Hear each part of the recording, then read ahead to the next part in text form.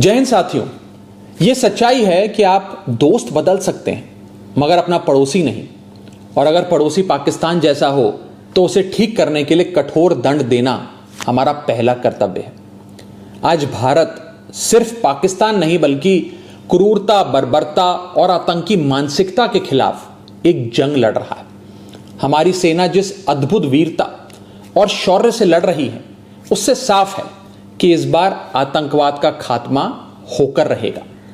बस हम सबको अपने अपने ईश्वर, अपने अपने भगवान से सैनिकों की सलामती की दुआ करनी है, प्रार्थना करनी है और उनके परिवारों के साथ खड़े होकर उनका साहस और मनोबल बढ़ाना है।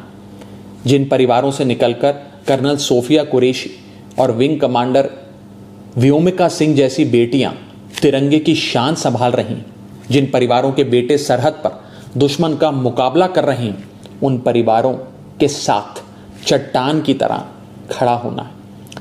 दुनिया जानती है कि हमारा ये उसूल है, ना हम किसी को पहले छेड़ते हैं और ना ही बाद में किसी को छोड़ते हैं।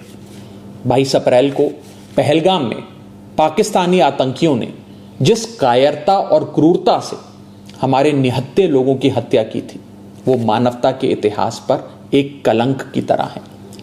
सो हमने भी अपने बहनों के सिंदूर का बदला ऑपरेशन सिंदूर की पहली इंस्टॉलमेंट से ले लिया, मगर पाकिस्तान अपनी गलती मानने की बजाय भारत को ही आंख दिखाने लगा। उसने अपनी गलती स्वीकारने की जगह सीमा पर हमारे बेकसूर नागरिकों को और बच्चों को निशाना बनाने का आपराधिक प्रयास किया। वो भूल गया कि भारत जहां बुद्ध की धरती है, वहां अर्जुन और भीम जैसे महान योद्धाओं की भी।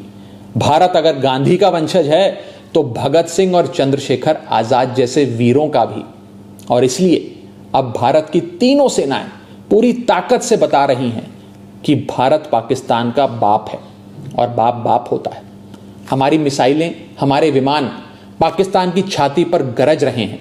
हमारा एयर डिफेंस सिस्टम पाकिस्तान की मिसाइलों और ड्रोन्स को मच्छर की तरह मसल कर मार रहा है। जिन आतंकवादियों ने रहम की भीख मांग रही माताओं के सामने उनके कलेजे के टुकड़े को छीना था, जिन आतंकवादियों ने पुलवामा से लेकर उरी तक हमारे लोगों पर नापाक नजर डाली थी, जिन आतंकवादियों ने 2008 में मुंबई में हमारे सैकड़ों निहत्थों और बेकसूर लोगों की बलि ली थी, जिन आतंकवादियों ने 2001 में हमारे लोकतंत्र के मंदिर इंडियन पार्लियामेंट पर घिनौना हमला किया था, जिन आतंकवादियों ने 1993 में हमारी आर्थिक राजधानी मुंबई को सीरियल ब्लास्ट से दहला दिया था, हमारी सेना उन आतंकवादियों को और उनकी नफरत की मानसिकता को पूरी ताकत से दफनाने में जुटी है।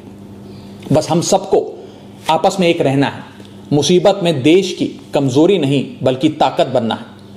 हम किसी भी धर्म, किसी भी जाति या किसी भी राजनीतिक दल से जुड़े हों, किसी भी नेता को फॉलो करते हों, इससे ज्यादा महत्वपूर्ण बात यह है कि हम सब हिंदुस्तानी हैं। We are all Indians. अगर कोई हमारे देश और मातृभूमि की तरफ आंख उठाएगा, उसका जवाब हम सब मिलकर देंगे।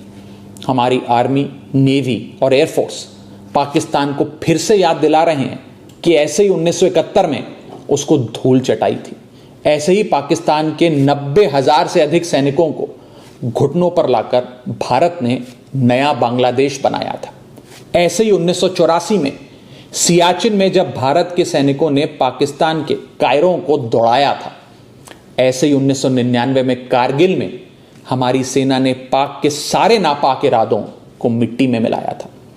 मगर पाकिस्तान की मेमोरी लगता है कमजोर है, इसलिए समय समय पर याद दिलाना पड़ता है। जो देश 24 घंटे 365 दिन पूरी दुनिया के सामने भीख का कटोरा लेकर खड़ा रहता है, जो देश अपने बच्चों के हिस्से का दूध आतंकियों को पिलाता है, उसका फन कुचलने का इस बार इरादा हर हिंदुस्तानी ने ठान लिया है।